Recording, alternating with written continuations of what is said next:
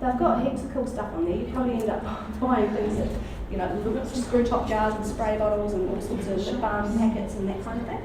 Chrissy, the water, what would you use for your water supply? I've used filtered water. The less contaminants in there, the less chlorine or fluoride or people's,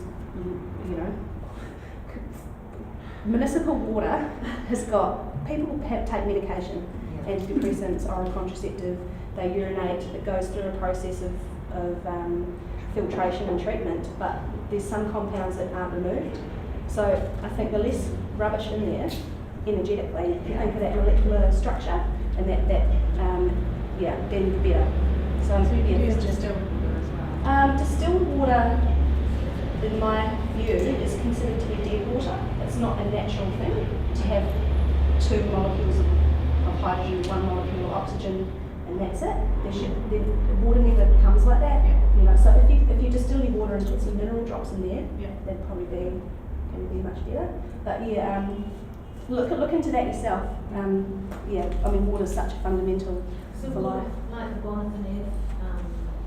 You could use that. That's what I use all the time. Yeah, that's a local geothermal artesian water that is found in Taranaki. It's pH 8.42 or something. It's very alkaline. It's got lots of minerals. It's delicious. You can use spring water from whatever area you might be in, but just get some clean, pure water without anything weird in it. So the reason that there is brandy in the treatment bottles is because when Bach developed the flower essences, or batch, I say Bach because I've gotten used to that. So when he developed the flower essences, he found that brandy had quite a stable presence, and he found that it worked great as a preservative, and everyone was sloshing back brandy for any kind of medicinal thing back then. It sterilised, it calmed, it did all sorts of things. Still does, I'd say. But he found that brandy was the best option to work with something that's vibrational and kind of floaty, airy, fairy. It was quite a solid grounding thing to add. So that's why brandy is traditionally used. But I know some practitioners, the first light essences use vodka. So is there sugar in it? I guess so. Alcohol converts to glucose,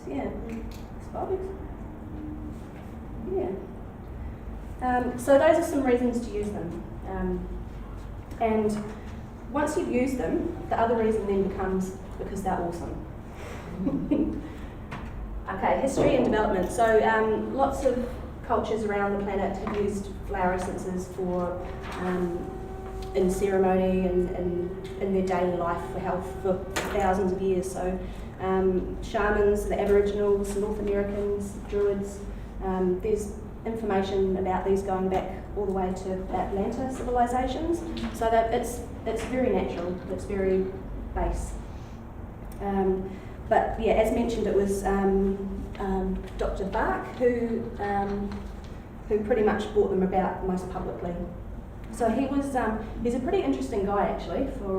He must have been pretty freaky out there for the 1930s, But so he was a house surgeon, a physician, a bacteriologist, and a pathologist. And he started looking about, he saw that he could help people physically, but that there was more going on. So emotionally, and particularly with the World War and things going on, he began to see that you couldn't really help somebody until you addressed these emotional aspects. There was a lot of deep-set trauma going on then, and he found that when he developed these flower essences, he was able to have some really good effect. So what he did, he started developing the plants in the same way that he did with his oral vaccines. So basically he would just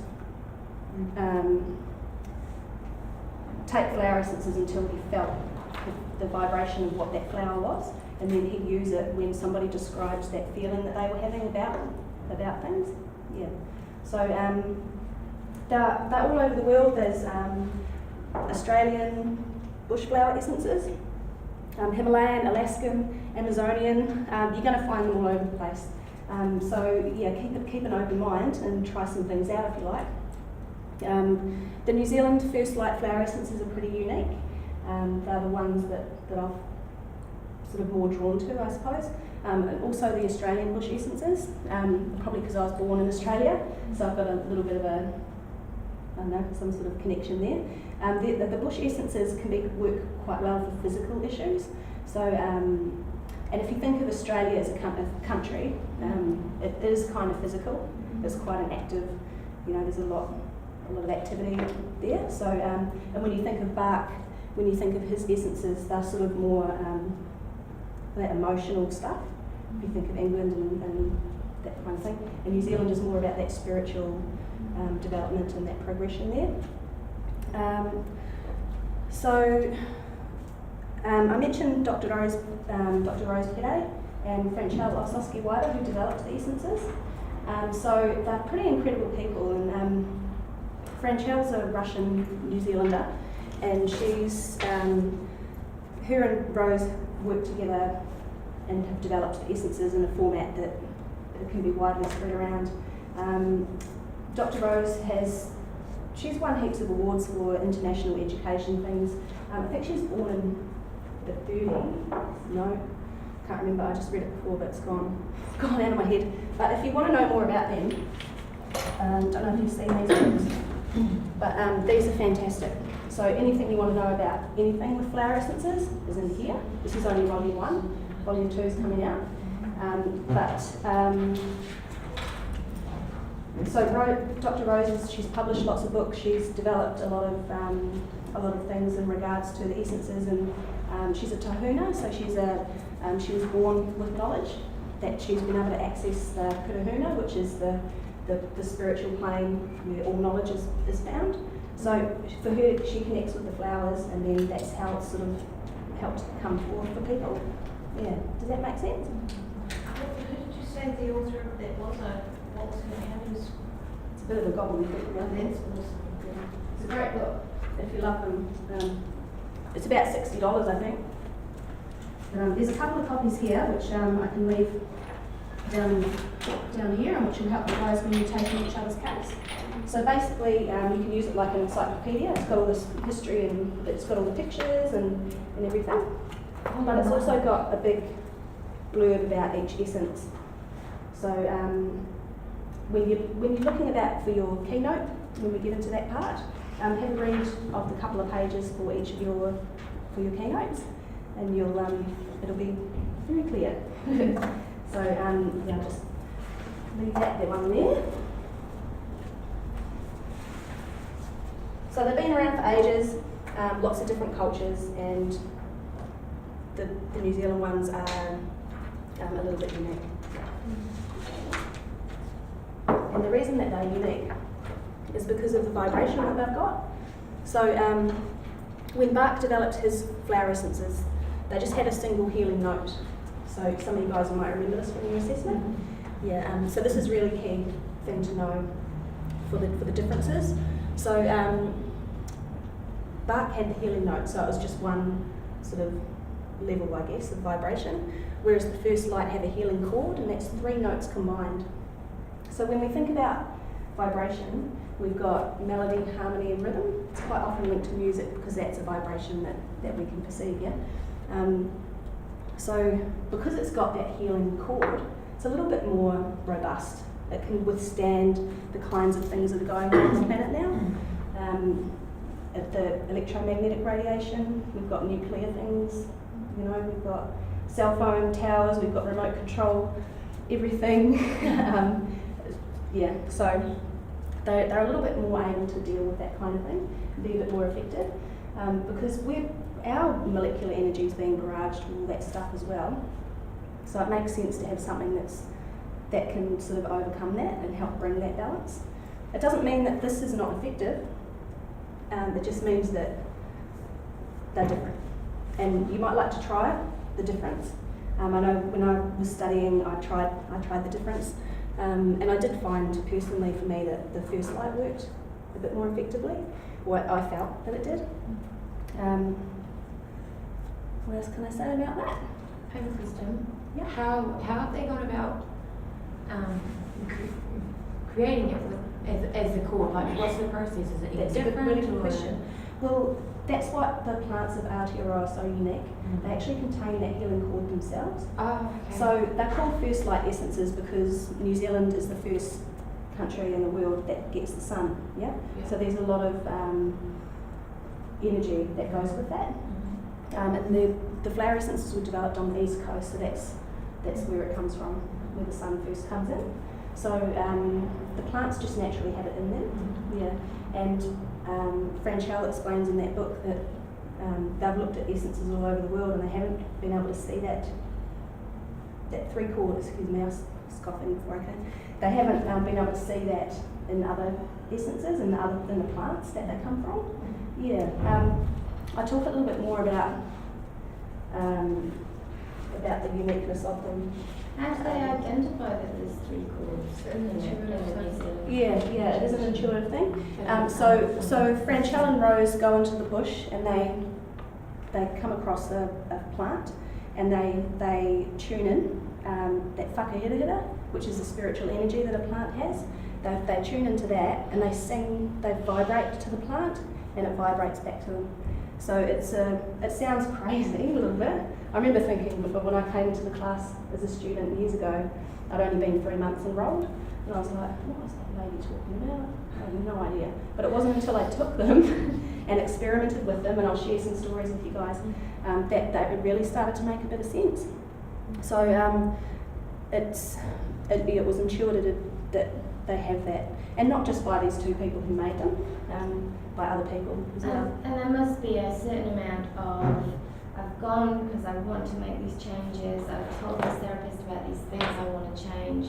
So in the back of your head, you're aware of the changes you want to make, so that the flowers assist you, or there's some placebo. There's got to be, because you're aware of the changes you want to make. Yeah, now's probably a good time for me to share a story with you about something that's a little bit embarrassing, but I'll tell you anyway.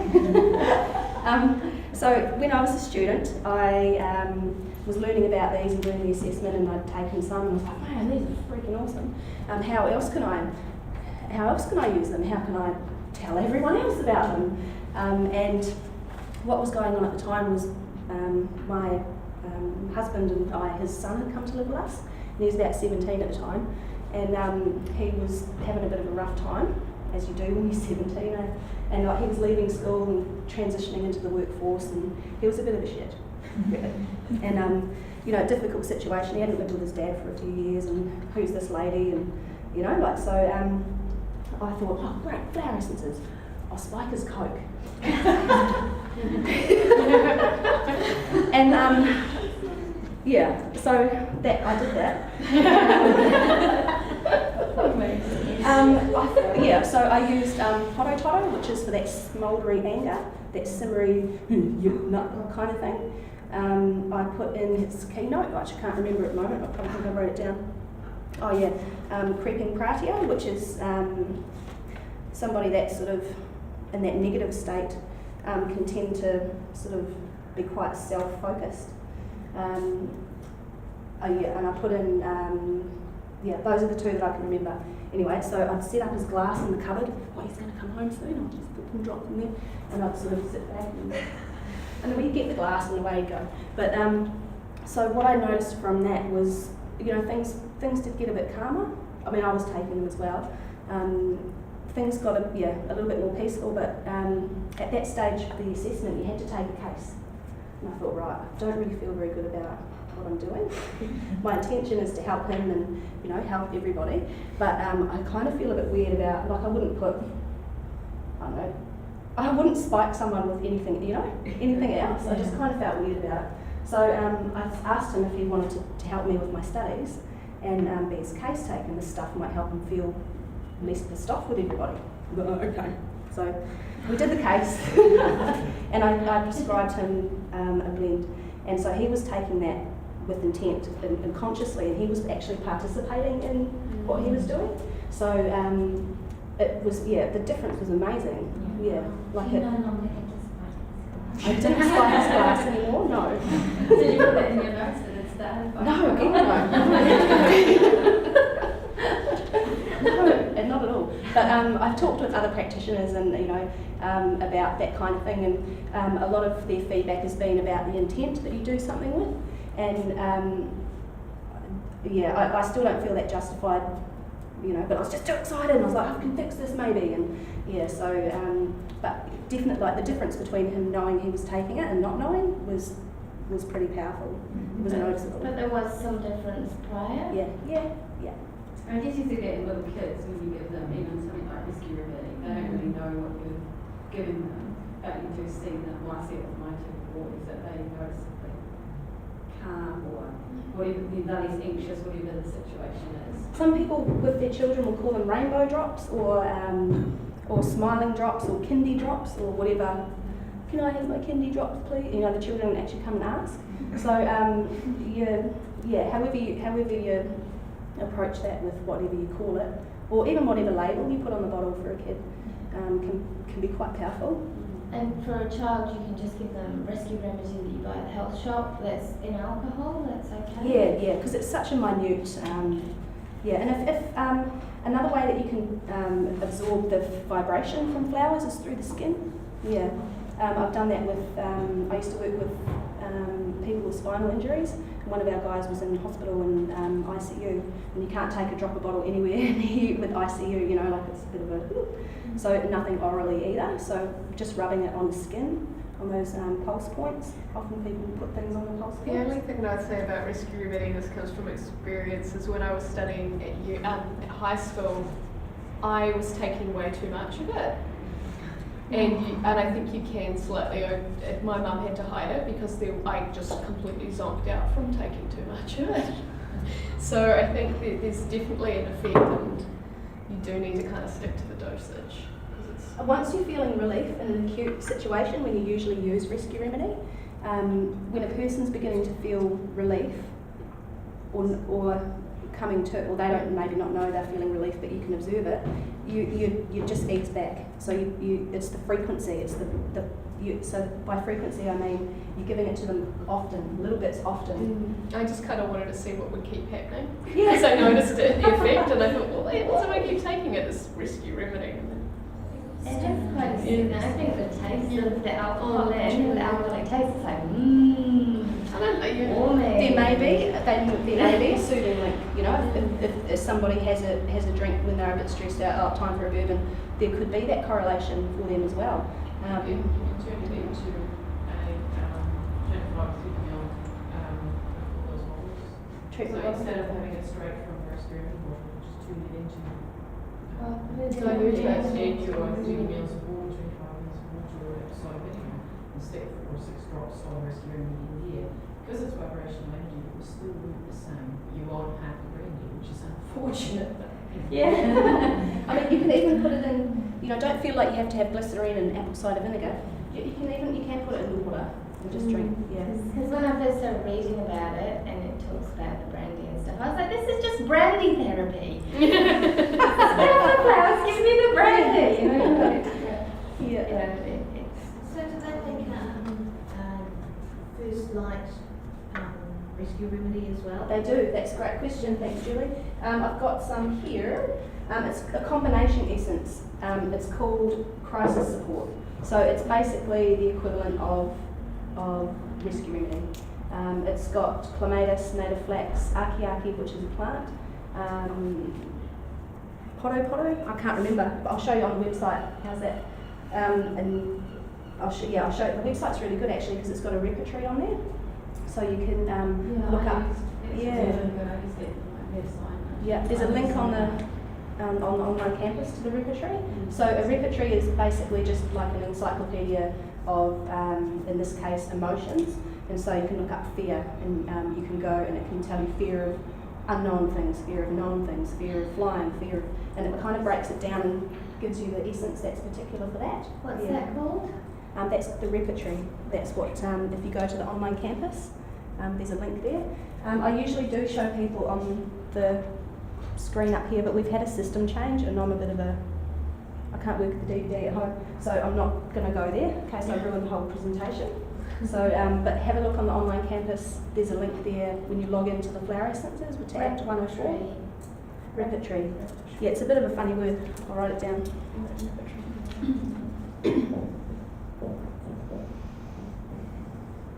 Probably saying it wrong, but that's what it looks like.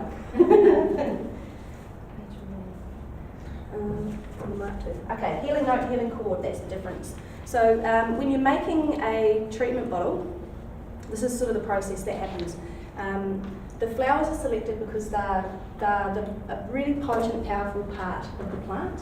They've got all that, that's how the plant reproduces. So the flower is where the seeds develop for that procreation of the plant. So the plant puts a lot of energy and a lot of oomph into the flower. So that's why they're used. The flowers are selected and they're put into some water in the sun. It's called solarization, and that's how the vibration of the flower gets into the water. And then that water is collected, it's mixed with brandy, and then put into the stock bottle. And then the stock bottle is what you make your treatment bottle from. I stood right in front of it then. Do you know what I mean? Can you see? So that's pretty much how they're made. You could experiment making your own. However, I haven't really done that myself.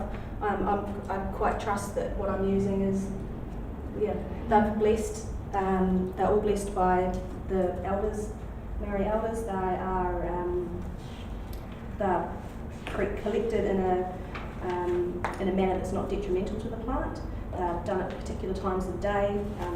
There can't be a shadow of a mountain on the plant when the flowers are collected. You know, I'm just happy to take them. I don't need to create my own, but you could experiment with your own.